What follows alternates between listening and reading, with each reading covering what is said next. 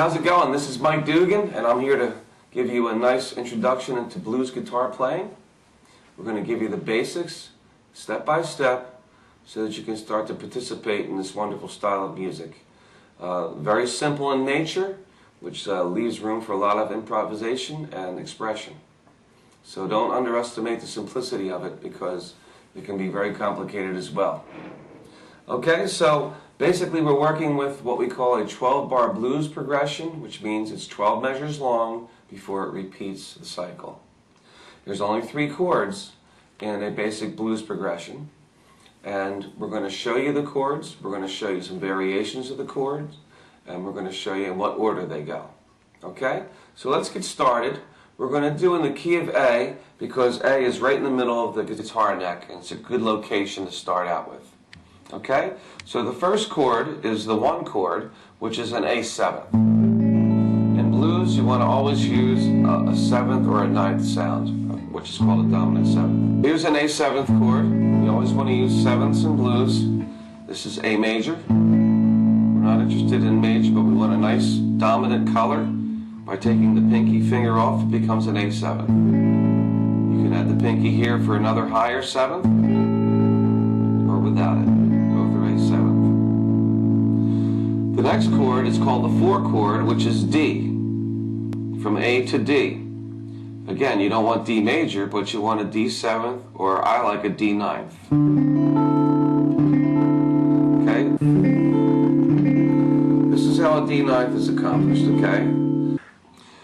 If you look at a basic C chord, and then C becomes C7th, this can be moved up to become D7th. Okay? Let's just look at the last 3 fingers. I'm going to take my first finger off.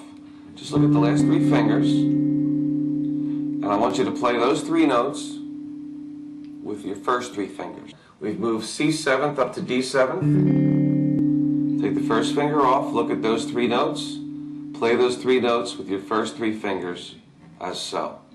The next move is you just flatten out this 3rd finger across all 3 strings, and you've made your D9th properly. So you see the 3rd finger's flattened, the first 2 fingers are rounded. Don't let them collapse. They've got to be round so they can get a nice clean sound. You also see my hand is rotated under the guitar this way. I'm not here, but I'm here to get that chord properly. Okay, so the hand's not there. The hand is turned, rotated in, away from me, D9th. If that's D9th, E9th is going to be right next to it. And that's your 3 chords. Okay, let's do a 12-bar blues using those 3 chords. Here's the correct order.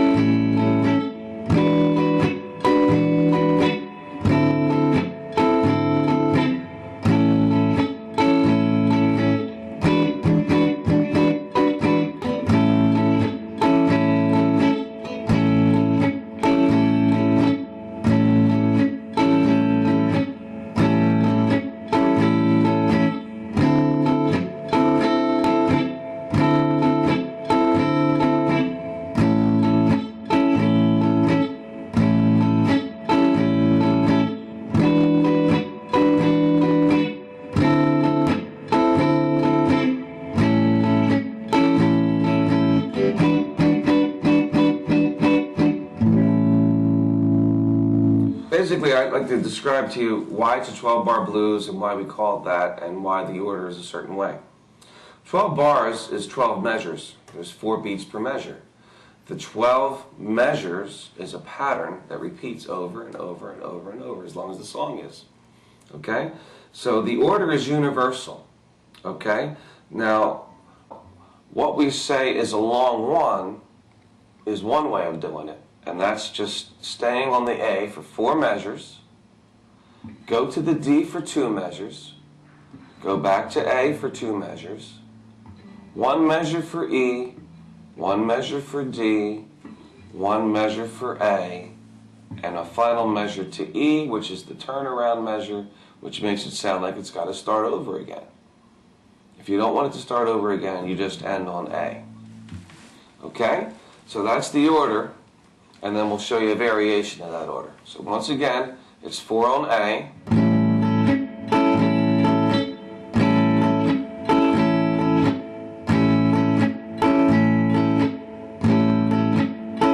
2 on D, 2 on A,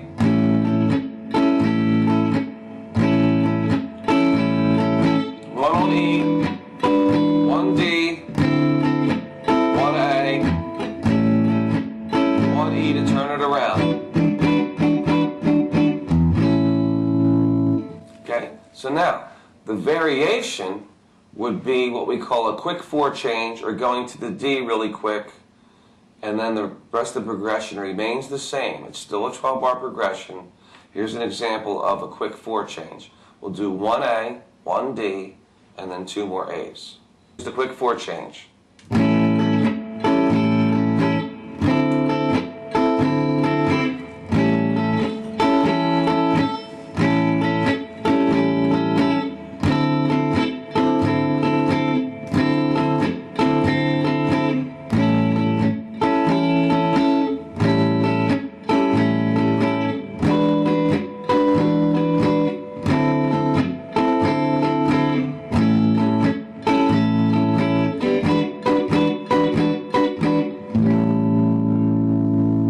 Okay, so that's your variation, which is a quick 4 change.